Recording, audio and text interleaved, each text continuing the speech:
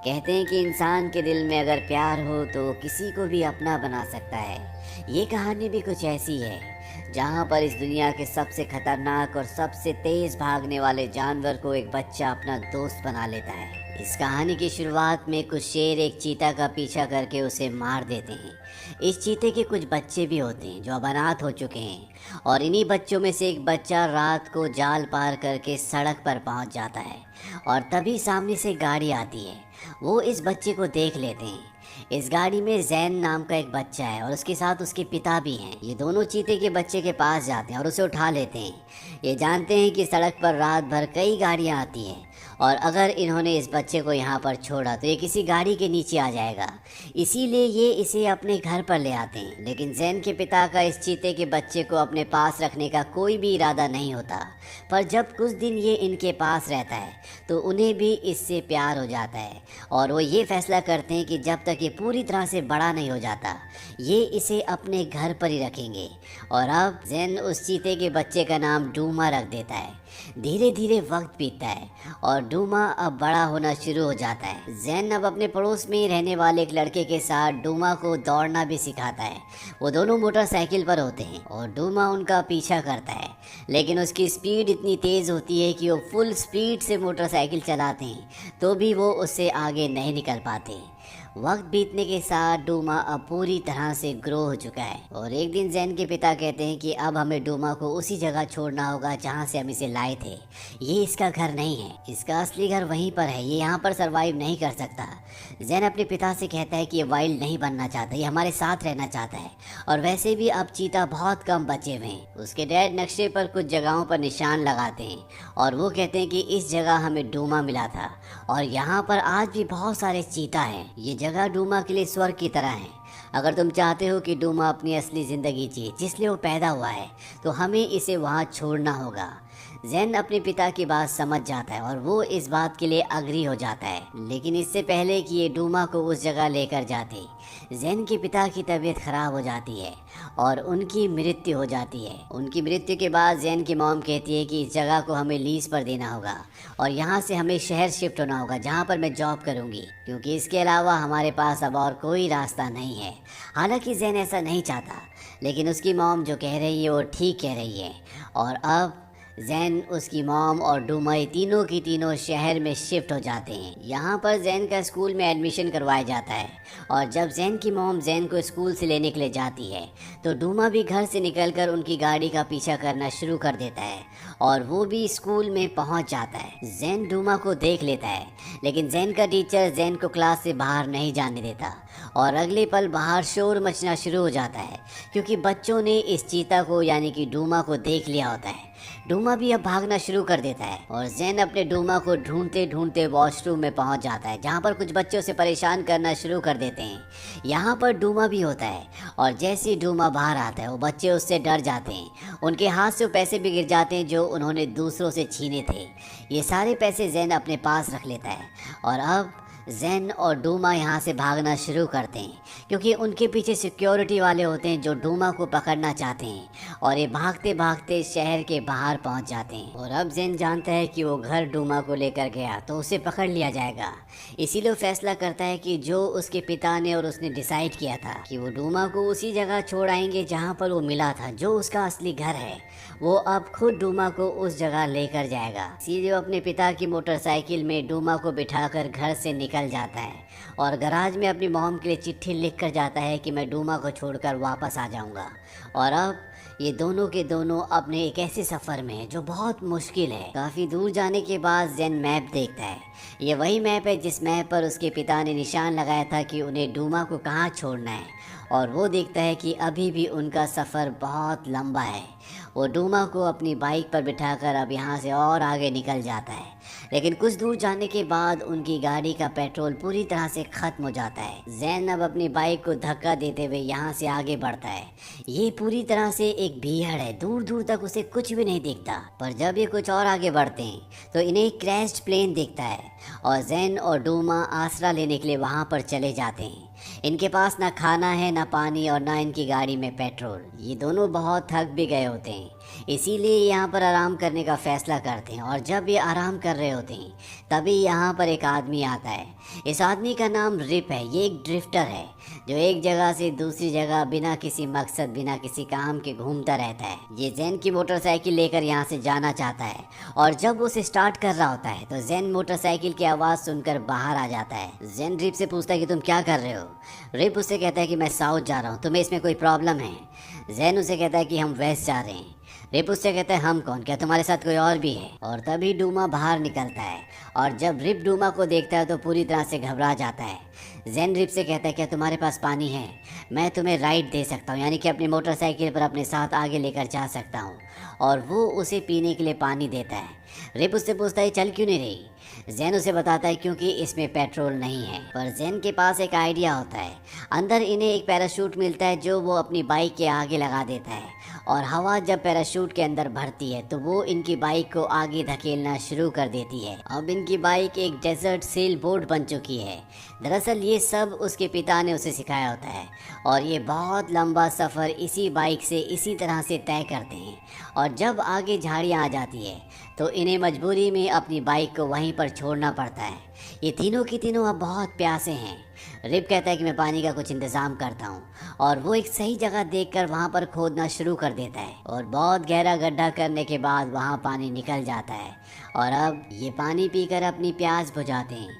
पर ये भूखे भी होते हैं और तभी इन्हें एक शतुरमुर्ग दिखता है।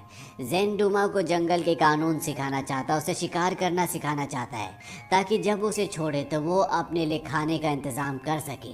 वो उसे शतुरमुर्ग के पीछे भेजता है लेकिन डूमा ने आज से पहले कभी भी शिकार नहीं किया, इसीलिए वो उसे पकड़ नहीं पाता। लेकिन वो उसके अंडे ढूंढ लेता है जिन्हें खाकर ये अपनी भूख मिटाते हैं। इसके बाद जेन रिप को मैप में बताता है कि वो कहाँ जाना चाहता है। रिप कहता है कि जिस जगह तुम जाना चाहते हो यहाँ से बहुत दूर है, वहाँ जाने का मतलब मौत है। जेन कहता है कि मैं डरता नहीं हूँ। रिप उसे कहता है कि तुम्हें डरना चाहिए। और कुछ देर सोचने के बाद रिप जेन को कहता है कि ठीक है, मैं तुम्हें आधे रास्ते तक ले जाऊँगा लेकिन उसके बाद मैं अपने रास्ते निकल जाऊँगा। और अब ये तीनों के तीनों यहाँ से आगे बढ़ना शुरू करते हैं। लेकिन जब जेन अपने कंपास पर देखता है तो वो देखता है कि वो वेस्ट की तरफ नहीं बल्कि नॉर्थ की तरफ जा रहे हैं। लेकिन वो फिलहाल रिप को कुछ नहीं कहता। ये आगे पहुँचते तो वहाँ पर इन्हें कुछ खंडर देखते हैं और तभी आसमान में एक हेलीकॉप्टर भी आता है। दरअसल ये हेलीकॉप्टर जेन को ढूंढने के लिए आया है। रिप उसे छुपने के लिए कहता है और ये तीनों के तीनों अंदर छुप जाते हैं। हेलीकॉप्टर वापस चला जाता है। ये पूरी रात उसी जगह पर गुजारते हैं और अगली सुबह जब ये यहाँ से निकल रहे होते हैं तभी रिप को वहाँ पर हीरो की एक छोड़ी हुई खान दिखती है और वो उसके अंदर चला जाता है। बाहर जेन भी डूमा को लेकर यहाँ से निकल रहा होता है क्योंकि वो जानते हैं कि रिप उन्हें सही रास्ते नहीं ले जा रहा। लेकिन इससे पहले कि यहाँ से निकलते अंदर से रिप के चिल्लाने की आवाज़ आती है और जब जेन अंदर जाता है तो देखता है कि वो पूरी तरह से मिट्टी के अंदर धंसा हुआ है। वो उसके मुंह के ऊपर से मिट्टी हटाता है लेकिन वो पूरी तरह से उसे मिट्टी से बाहर नहीं निकालता क्योंकि अगर उसने उसे मिट्टी से पूरी तरह से बाहर निकाला तो वो ज़बरदस्ती उन्हें अपने साथ ले जाएगा। इसीलिए वो उसके हाथ मिट्टी से निकाल देता है और वो रिप को कहता है कि मुझे पता है कि तुम हमें शहर ले जा रहे हो ताकि मुझे वापस करके तुम्हें इनाम मिले और साथ ही साथ तुम डूमा को बेचना चाहते हो। और अब जेन अकेला ही डूमा को यहाँ से वेस्ट की तरफ ले जाता है। एक नदी के किनारे पहुँच जाते हैं और जेन डिसाइड करता है कि वो नदी से आगे बढ़ेंगे। इसीलिए वो लकड़ी का एक बेड़ा बनाता है और इस बेड़े पर अब दोनों के दोनों बैठ जाते हैं। पर जैसे ही लकड़ी के बेड़े पर पानी से बहते हुए आगे बढ़ते हैं तो ये पानी एक झरने में बदल जाता है और ये दोनों के दोनों गिर जाते हैं। लेकिन इन दोनों की जान बच जाती है और अब ये दोनों के दोनों एक जंगल में, ये दोनों भूखे भी हैं।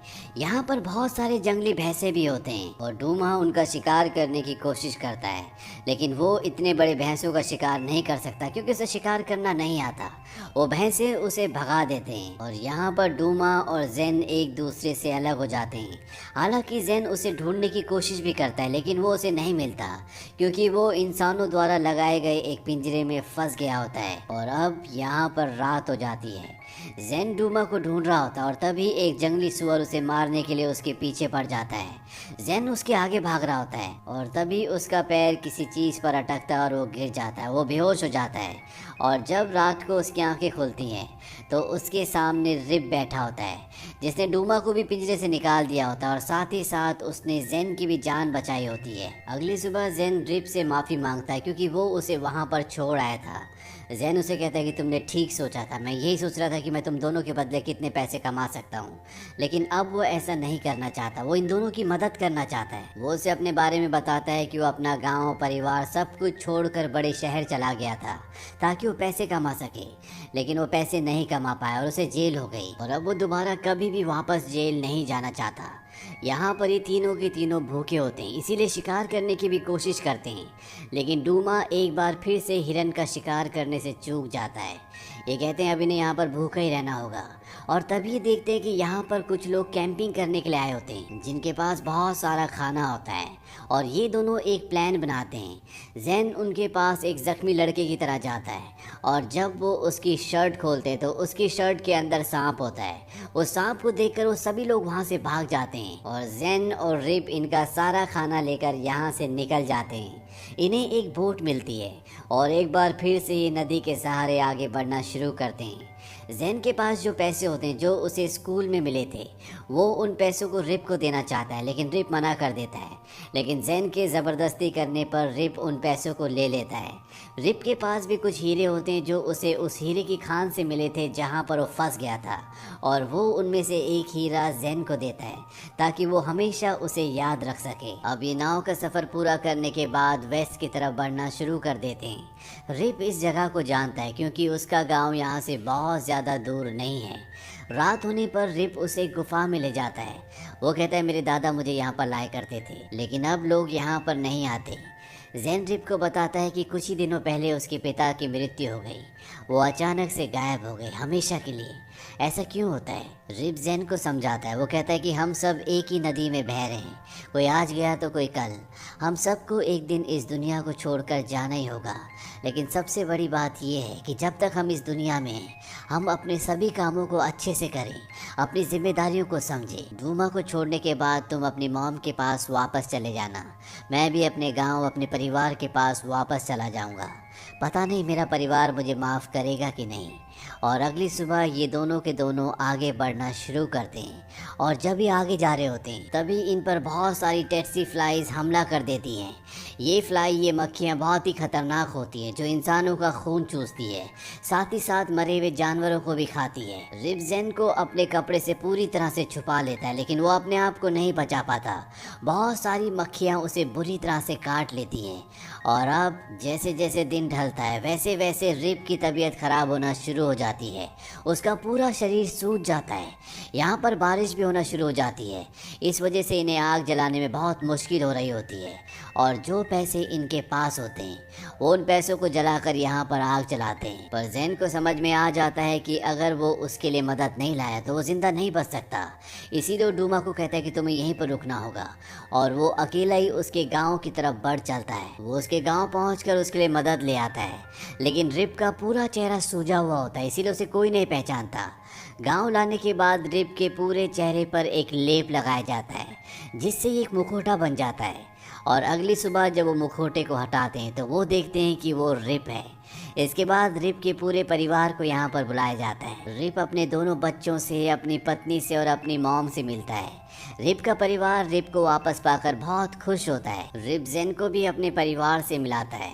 जैन अगली सुबह जब बाहर जाता है तो डूमा आसपास कहीं भी नहीं होता, और जब वो उसे ढूंढता हुआ बहुत आगे निकल जाता है तो वो देखता है कि डूमा एक दूसरे चीता के साथ होता है। वो दोनों आपस में खेल रहे होते हैं और इसके बाद वो दोनों मिलकर एक हिरन का शिकार भी करते हैं। यानी कि डूमा यहीं इसी जगह से बिलोंग करता था। हो सकता है कि डूमा इस वक्त जिसके साथ हो वो उसी का कोई खोया हुआ भाई हो।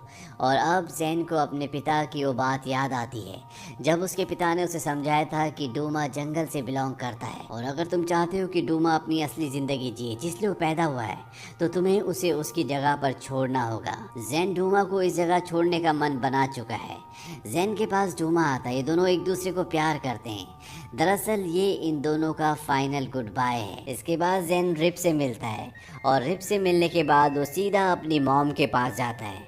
जैन की मॉम जैन को वापस देखकर बहुत खुश होती है। वो उसे अपने गले से लगा लेती है और अपने पूरे सफर से जैन ये समझ पाता है कि इस दुनिया में बहुत सारी चीजें हैं जो एक दूसरे के लिए बनी होती है। जैसे डूमा के लिए उसका वाइल्डनेस यानी कि उसका जंगल, उसका अपना घर, उसकी अपनी जिंदगी। रिप के लिए उसका परिवार और खुद जैन के लिए उसके पिता। उसके पिता जो भी थे, जो भी सोचते थे, जिन भी चीजों पर विश्वास करते थे, अब वो जैन के साथ उसकी ज़िंदगी में आगे चलेंगी। ये कहानी सिर्फ एक सफ़र के बारे में नहीं है। ये कहानी हमें बहुत कुछ सिखाती है। ये हमें सिखाती है कि हमें अपनी ज़िंदगी में अपनी जिम्मेदारियों को समझना चाहिए। जैसे कि रिप की जिम्मेदारी उसका परिवार था, जैन की जिम्मेदारी डूमा को उसके घर तक पहुंचाना था। और इस सफ़र में वो ये समझ पाया कि मौत सिर्फ एक वक्त है जो देर सवेरे हर एक की ज़िंदगी में आना है। उसके लिए हमें दुखी या परेशान नहीं होना चाहिए, बल्कि अपनी जिम्मेदारियों को समझना चाहिए। इसके साथ साथ वो ये भी समझ पाया कि हम भले ही किसी से कितना भी प्यार करें, लेकिन हर किसी की एक सही जगह होती है। जैसे डूमा की सही जगह जंगल थी, रिप की सही जगह उसका परिवार थी और खुद उसकी सही जगह उसकी मॉम के साथ थी, जिन्हें उसकी सबसे ज़्यादा ज़रूरत थी। तो ये थी